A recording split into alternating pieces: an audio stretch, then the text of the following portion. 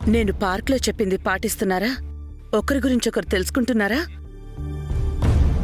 మొన్నొకసారి అడిగితే ఏమీ చెప్పకుండా మాట దాటేశావు. ఇప్పుడైనా చెప్పు వేదా, మీ ఇద్దరి సంబంధంలో ఏదైనా మార్పొచ్చిందా? వచ్చిందత్తయ్య, కానీ మీరు కోరుకున్నట్టు జరగటానికి ఇంకా చాలా టైం పట్టేలా ఉంది. ఏమైందమ్మా? ఎందుకలా అంటున్నావు? శ్రీ ఇంకా కోపంగా ఉన్నాడా? నేనొకసారి వాడితో మాట్లాడినా? వద్దత్తయ్య, అంతా అదే సెట్ అవుతుంది. మీరు చదువు మీద కాన్సన్ట్రేట్ చేయండి చాలు. శ్రీని నేను మార్చుకుంటాను. ఇంకా మార్చుకోవడం ఏంటమ్మా? ఆ రోజు ఎంత చెప్పినా వాడికి అర్థం కాలేదా? అత్తయ్య, వద్దని చెప్పాను కదా. మీరు ఈ విషయం గురించి ఎక్కువ ఆలోచించకండి. క్లాస్కి టైం అవుతుంది, మీరు వెళ్ళండి. వెళ్ళండి.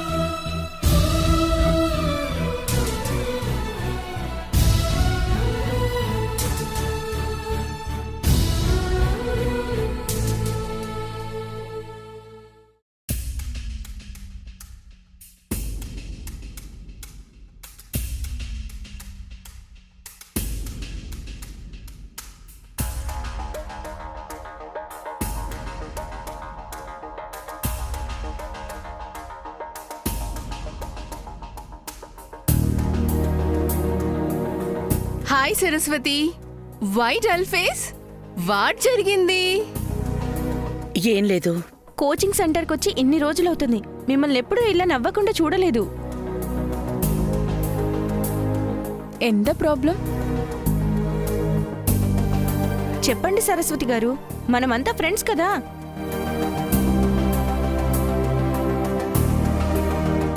చెప్పాలంటే పెద్దగా ఏం లేదు.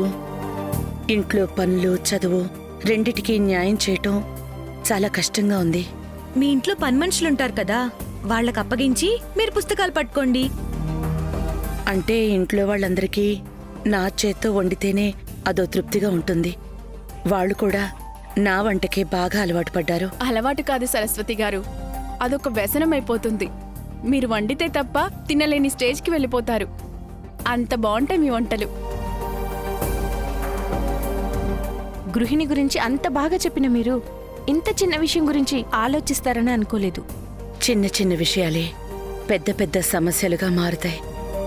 అదే నా భయం. మీ మాటలకి మేం ధైర్యం తెచ్చుకుంటుంటే మీరు భయపడ్డం ఏంటండి? అయినా మీ నవ్వు చూసి, అయ్యో రామా అనే మీ మాట చూసి మీ దగ్గరికి ఏ కష్టమూ రాదు, ఏ సమస్య రాదు.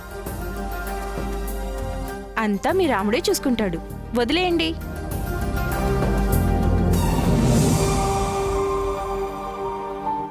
Good morning. Good morning sir. Good morning all. కూర్చోండి.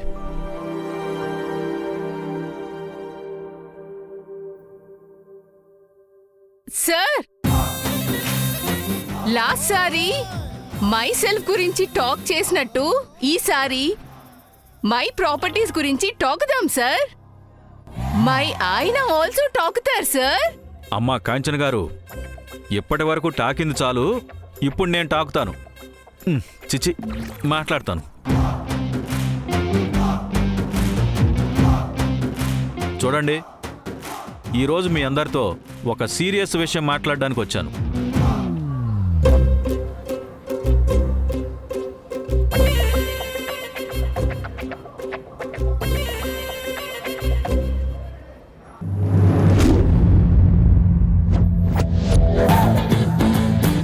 సీరియస్ అంటే నవ్వచ్చా నవ్వకూడదా సార్? మనం నవ్వచ్చు, కానీ సార్ నవ్వరు, అంతేగా సార్? కోటి, కూల్ రా, కూల్. చిన్న చిన్న పిల్లలు, వదిలేయి. జోక్స్ అపార్ట్, ఒక్క విషయం అడుగుతాను, నిజం చెప్పండి. మీ అందరికీ చదువు మీద ఇంట్రెస్ట్ ఉందా? ఉంది సార్. వినపడలేదు. ఉంది సార్. మీలో కొంతమంది ఇంగ్లీష్ నేర్చుకోవాలని, ఇంకొంతమంది డిగ్రీ పూర్తి చేయాలని, లేదా చిన్నప్పుడు ఆపేసిన చదువును మళ్ళీ మొదలు పెట్టాలని ఇక్కడికొచ్చారు. కాని మీ ఆశకి ఇంట్లో సపోర్ట్ ఉందా లేదా?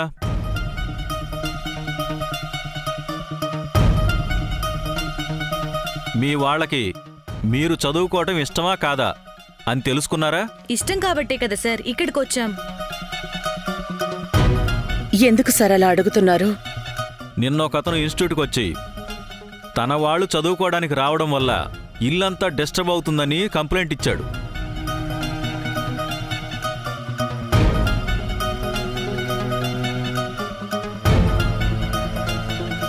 అందుకే మేనేజ్మెంట్ అందరూ కలిసి ఒక నిర్ణయం తీసుకున్నాం. రేపు క్లాస్కి అటెండ్ అవ్వాలనుకునే వాళ్ళు తమ తమ భర్తల్ని, పేరెంట్స్ని తీసుకొచ్చి మాకేం అభ్యంతరం లేదని ఒక డాక్యుమెంట్ మీద సంతకం చేయించండి, లేదంటే క్లాస్కి రావద్దు.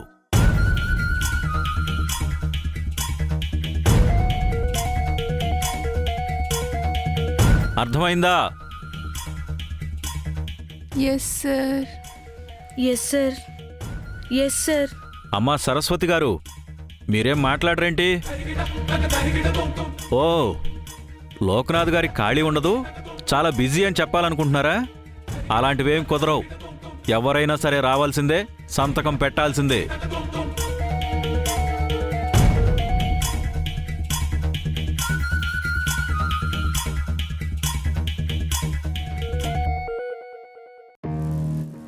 స్వతంత్రంగా ఉండాలి, సొంతంగా ఆలోచించాలని చదువుకోవడానికొస్తే మీరేంటి సార్ గారు ఇంట్లో వాళ్ళ అనుమతి తప్పదు అని వాళ్ళ అదుపులో పెడుతున్నారు?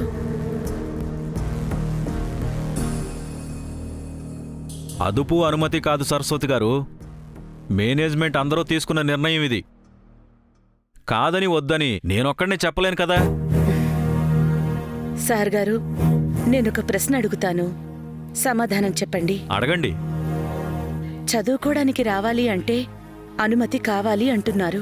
మరి చాలామంది మగాళ్ళు భార్యకి చెప్పకుండా మందు తాగడానికి, పేకాట ఆడడానికి, ఇంకా ఎన్నో తప్పులు చేయడానికి వెళ్తున్నారు. అలా వెళ్లేవాళ్లకి ఆడవాళ్లంతా అడ్డుపడి మా అనుమతి లేకుండా మీరెక్కడికి వెళ్లడానికి వీల్లేదు అంటే మగాళ్ళు వింటారా?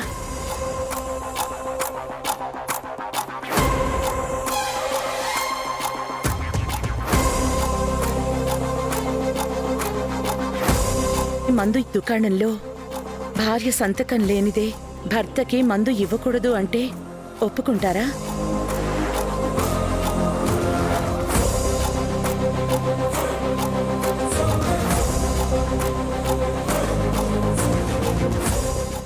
ఆడదాని చదువు ఇంటికి వెలుగు, మగవాడి వ్యసనం భవిష్యత్తుకి చీకటి. నలుగురికి మంచి జరగడానికి అనుమతి కావాలి అన్నప్పుడు నాశనమయ్యే ప్రతి తప్పుకి అనుమతి ఉండాల్సిందే.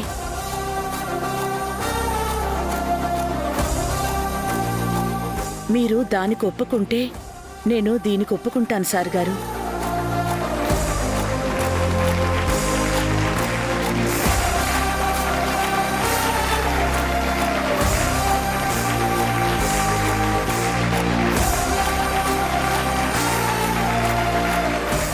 చాలా బాగా మాట్లాడారు సరస్వతి గారు. ఇన్ని రోజులు మౌనంగా ఉంటే మాటలు రావేమో అనుకున్నాను, కానీ నోరు విప్పితే లా పాయింట్స్తో అదరగొట్టేస్తున్నారు. మీరు చెప్పిన ఇదే పాయింట్ని మేనేజ్మెంట్తో డిస్కస్ చేసి మ్యాక్సిమం పర్మిషన్ అవసరం లేకుండా చేస్తాను. ఈ రోజుకి పాఠం బుక్కులో ఉన్నది కాకుండా సరస్వతి గారి వాక్కులో ఉన్నది తెలుసుకున్నారు కదా. మళ్ళీ రేపు కలుద్దాం. Thank you.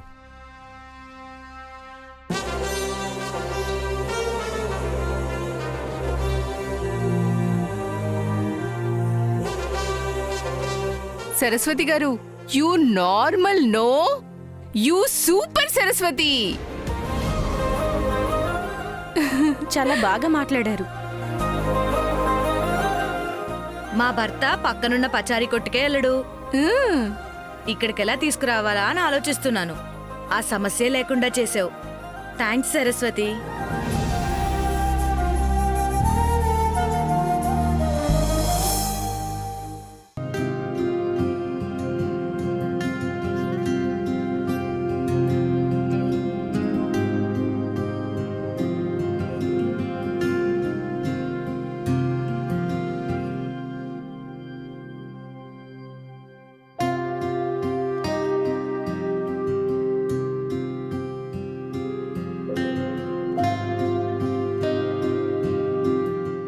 కొంచెం ముందుకెళ్తే ఏమైనా ఆటోలు దొరుకుతాయేమో చూస్తాను.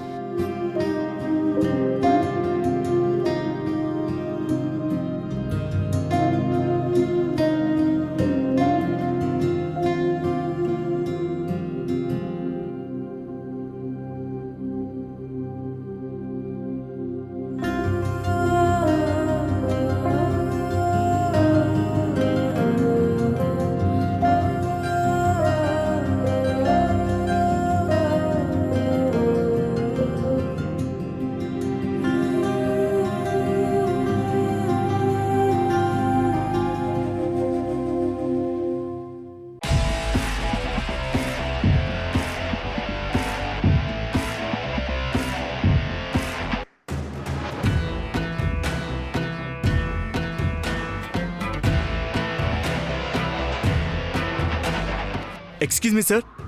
కమ్ కార్తికేయ, చెప్పండి సార్, ఎందుకు పిలిచారు? Please sit. నీలాంటి యంగ్ మ్యాన్ మన న్యూస్ పేపర్కి అవసరం అని నిన్ను తీసుకున్నాను. కానీ నువ్వు రాసే కొన్ని ఆర్టికల్స్ చాలా కాంట్రవర్షియల్ అవుతున్నాయి, ఎన్నో వివాదాలకు దారితీస్తున్నాయి. నిజంగా రాయడం వివాదమే కదా సార్. వినోదం కోసం అబద్ధం రాయడం మొదలు పెడితే అది మన పత్రికకంత మంచిది కాదు. ఇదిగో ఇలాంటి సమాధానాలు నీ యాటిట్యూడ్ వల్లే ప్రాబ్లం అవుతుంది. మీకా సార్? కాదు, నా న్యూస్ పేపర్కి. అందుకే నీ బదులు వేరే వాళ్ళని రిక్రూట్ చేసుకోవాలని డిసైడ్ అయ్యాను.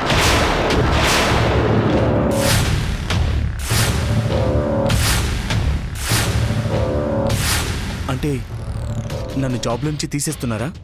అదే కదా చెప్తున్నాను. ఇది కరెక్ట్ కాదు సార్. ఇది ఒక్కసారి తప్పు చేస్తే కరెక్ట్ చేయాలి, లేదంటే వార్నింగ్ ఇవ్వాలి. అంతేకాని జాబ్లో నుండి ఎలా తీసేస్తారు? ఎలా, ఏంటి, ఎందుకు అనే ప్రశ్నలకు సమాధానం చెప్పాల్సిన అవసరం నాకు లేదు. నీ వల్ల మన న్యూస్ పేపర్కి మంచి పేరు రాకపోయినా చెడ్డ ఇమేజ్ని మూట కట్టుకోవడం నాకు ఇష్టం లేదు. Now you can go. ఇంత సడన్గా నన్ను తీసేస్తే లేబర్ రూల్స్కి వ్యతిరేకం. అవునా? లా గురించి అంత బాగా తెలుసా? సరే, లీగల్గానే ప్రొసీడ్ అవ్వు. నీకు నచ్చిన భాషలో ఎలా సమాధానం ఇవ్వాలో నాకు బాగా తెలుసు. సార్, మీ గురించి నాకు తెలుసు. కొత్తగా మాట్లాడుతున్న మీ మాటలు, సడన్గా మారిన మీ పద్ధతులు చూస్తుంటే ఇదంతా ఏదో కావాలని చేస్తున్నారనిపిస్తోంది. ఎస్, కావాలనే చేస్తున్నాను. నీకన్నా బెటర్ ఎంప్లాయ్ కోసం. అర్థమైంది కదా? నువ్వు వెళ్ళు.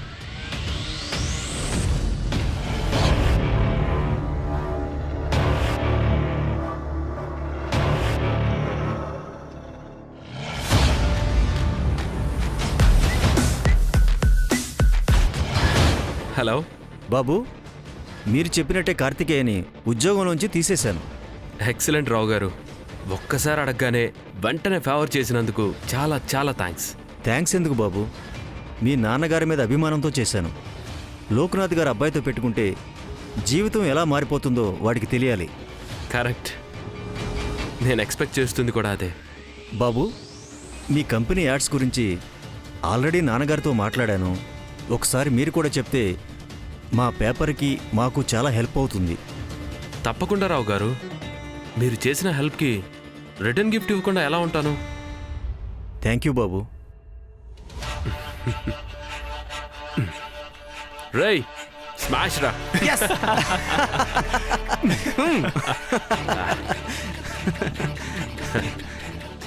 నన్నే అరెస్ట్ చేయిస్తాడా? వాడెంత, వాడి బ్రతుకెంత. నా గురించి తెలియక చాలా తక్కువ అంచనా వేశాడు.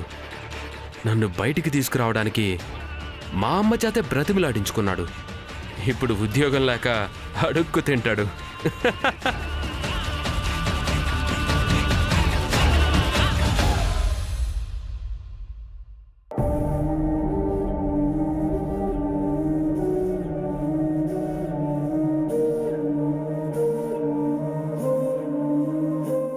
ఒక పక్క చూస్తే రిషి ప్రవర్తన అలా ఉంది. శ్రీ వేదాల మధ్య దూరం తగ్గించాలని చూస్తే వాళ్ళు మాట వినకుండా గొడవ పడుతూనే ఉన్నారు. రామయ్య, ఎందుకయ్యా మాకు ఈ పరీక్ష? వీలైనంత త్వరగా ఏదో పరిష్కారం చూపించు.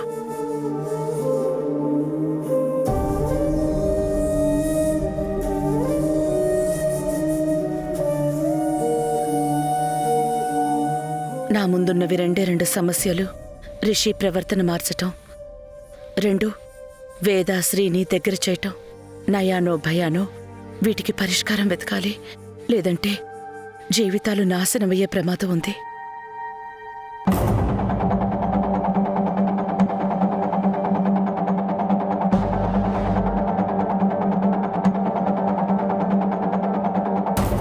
ఈ ఎడిటర్ గాడు మైండ్లో ఏదో పెట్టుకొని నన్ను జాబ్లో నుండి తీసేశాడు. లేదంటే ఇంత సడన్ డిసిషన్ ఏంటి? అంతా అనుకున్నట్టు జరుగుతున్న ఈ టైంలో ఇలా జాబ్ పోవడం మా ప్లాన్కే చాలా ఎఫెక్ట్ పడుతుంది. కొత్త జాబ్ వచ్చే వరకు వీణా శాలరీ తప్ప వేరే ఆప్షనే లేదు.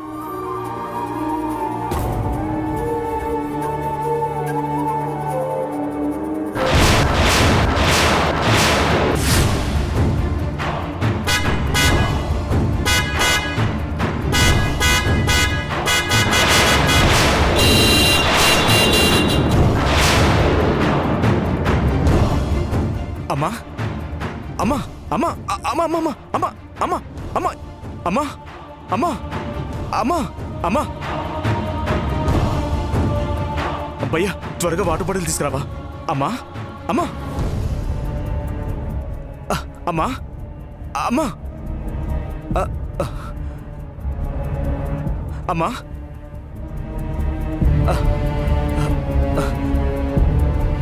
అమ్మా అమ్మా దగ్గరలో హాస్పిటల్ ఏమైనా ఉందా భయ్యా? ఉందండి, ఆ జంక్షన్ దాటితే ఉందండి. అవును, ఆ జంక్షన్ దాటితే హాస్పిటల్ ఉంది. జస్ట్ 2 minutes దగ్గరలోనే ఉన్నాను. అయినా సడన్ గా మీటింగ్ అంటే అర్జెంట్ అంటే ఎలా కుదురుతుంది? యా ఓకే, వచ్చిన తర్వాత మాట్లాడతాను. డ్రైవర్ కాస్త త్వరగా పోని, మీటింగ్కి లేట్ అవ్వకూడదు. అలాగే madam.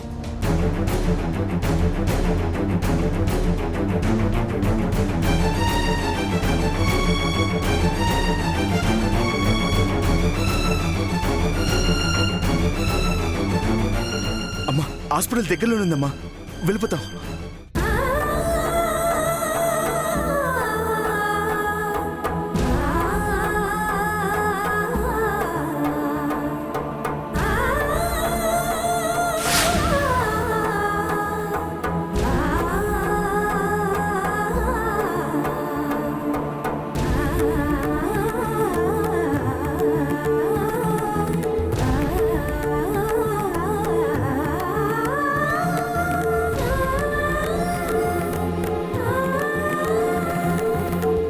Madam, Saraswati madam. Ma'am ఇక్కడెందుకు ఉంటుంది? అదిగోండి మేడం, సరస్వతి మేడమే. మామ్ ఏంటి? రివర్స్ చెయ్యి త్వరగా.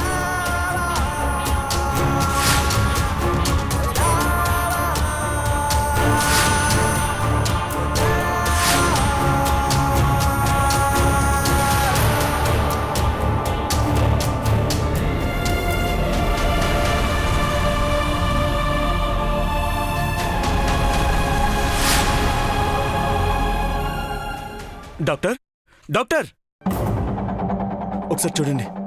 ఏమైంది? అదృష్టం కొద్దీ యాక్సిడెంట్ మిస్ అయింది. ఇంజూర్ ఏమవ్వలేదు, కానీ స్పృహ తప్పి పడిపోయారు.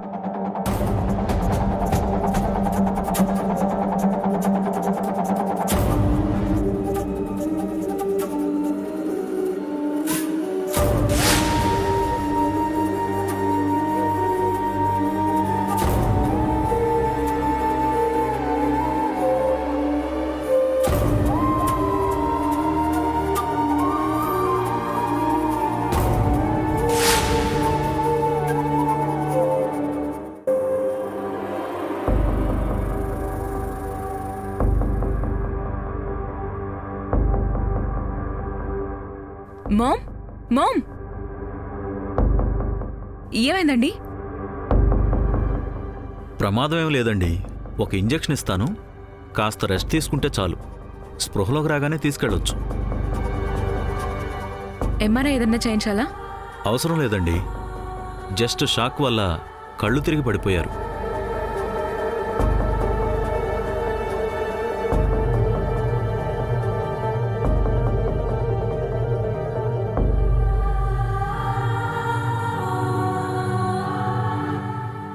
మా మామ్ని హాస్పిటల్కి తీసుకొచ్చింది మీరే కదా? అవునండి. ఇంతకన్నా మంచి హాస్పిటల్ మీకేం దొరకలేదా? చూడండి ఎంత డర్టీగా ఉందో. ఆ టైంలో అంత ఆలోచన రాలేదండి. అది కాక నా జోబులో 100 రూపాయలు మాత్రమే ఉన్నాయి. మీరు జాయిన్ చేస్తే చాలు, బిల్లు మేం పే చేసుకుంటాం కదా. చూడండి మేడం, మీకు పేషెంట్కి ట్రీట్మెంట్ జరగటం కావాలా లేక మీకు డబ్బులు ఖర్చు అవడం కావాలా? మీలాంటి వాళ్ళకి అవసరం లేకపోయినా డబ్బులు వృధా చేస్తే గానీ మనశ్శాంతి ఉండదు. హాస్పిటల్ అంటే నీట్గా ఉండాలి కదా, అది మెయింటైన్ చేయకుండా సెటర్లు వేస్తున్నారేంటో.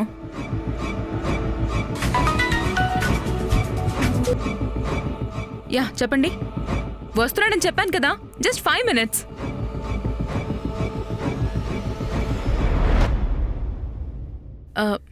నాకు అర్జెంట్ మీటింగ్ ఉంది.